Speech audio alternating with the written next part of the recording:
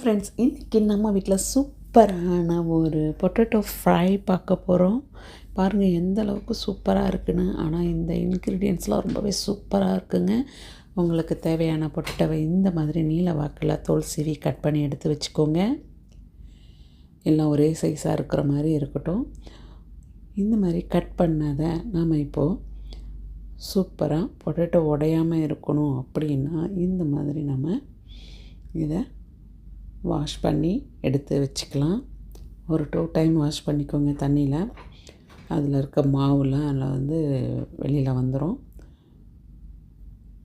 இந்த மாவு சத்து தாங்க கொஞ்சம் பொட்டேட்டோவை குழையறதுக்கு காரணமாக இருக்கும். அதனால் இந்த மாதிரி நல்லா 2 வாட்டி வாஷ் பண்ணிவிட்டு அதை நாம் கொஞ்சம் ட்ரை பண்ணிக்கலாம். பார்த்திங்கன்னா எப்பயுமே நம்ம நார்மலாக பண்ணுற மாதிரி இல்லாமல் கொஞ்சம் டிஃப்ரெண்ட்டான இதெல்லாம் பண்ண போகிறோம். ரொம்பவே டேஸ்ட்டாக இருக்கும். பசங்க விரும்பி சாப்பிடுவாங்க. ஈவன் நீங்களுமே விரும்பி சாப்பிடுவீங்க. நம்ம இதை ஒரு ஃப்ரையாக ட்ரையாக அப்படியே நம்ம கெச்சப் வச்சு கூட சாப்பிட்டுக்கலாம். இதுக்கு நான் வானல் அடுப்பில் வச்சுட்டு ஸ்டவ் ஆன் பண்ணிவிட்டு கொஞ்சம் எண்ணெய் ஊற்றிட்டு எண்ணெய் காஞ்சதுக்கப்புறம் பட்டர் போட்டிருக்கேன். அதுக்கப்புறம் இது கூட நம்ம நூடுல்ஸ் பாக்கெட்டோட மசாலா தான் நம்ம போட போகிறோம். எந்த நூடுல்ஸ் பாக்கெட் வேணாலும் நீங்கள் யூஸ் பண்ணிக்கோங்க. கடுகு உளுத்தம் பருப்பு போட்டு தாளித்து கருவேப்பிலை போட்டுட்டு நூடுல்ஸ் பவுடரும் போட்டுடலாம். இது நம்ம தேவைக்கப்போ போட்டுக்கலாம். நான் 2 பாக்கெட் தான் போடுறேன். இது கருகாமல் இருக்கணும்னா சிம்மில் வச்சு செஞ்சுக்கோங்க. அதுக்கப்புறம் நம்ம நார்மலாக போடுற மஞ்சள், மிளகாத்தூள், சீரகத்தூள், தனியாத்தூள், பட்டை மிளகாத்தூள் இதெல்லாம் தான் நான் இப்போ ஆட் பண்ணியிருக்கேன். கொஞ்சம் கரம் மசாலா ஆட் பண்ணியிருக்கேன். கொஞ்சம் பெருங்காய பவுடர் ஆட் பண்ணியிருக்கேன்.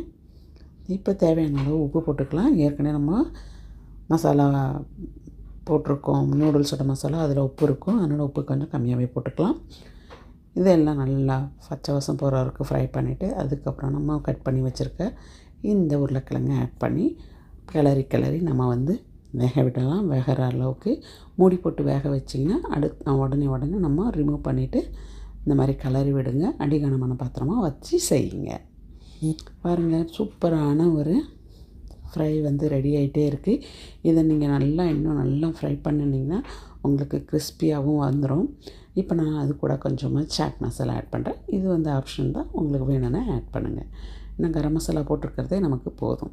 சூப்பரான டேஸ்டியான ஒரு ஃப்ரை ரெடி ஆகிடும். அந்த பட்டர் ஃப்ளேவர், அந்த நூடுல்ஸ் மசாலா ஃப்ளேவர் எல்லாமே சூப்பரான ஒரு டேஸ்ட்டில் இருக்கும். இது ரொம்பவே ஒரு யூனிக்கான ஒரு ரெசிபி. பசங்க விரும்பி சாப்பிடுவாங்க. இந்த மாதிரி அழகாக நம்ம சும்மாவே எடுத்து சாப்பிட்றலாம். இந்த வீடியோ பிடிச்சிருந்தா மறக்காமல் லைக் பண்ணுங்கள், கமெண்ட் பண்ணுங்கள். வேறு ஒரு வீடியோவில் பார்க்குறேன்.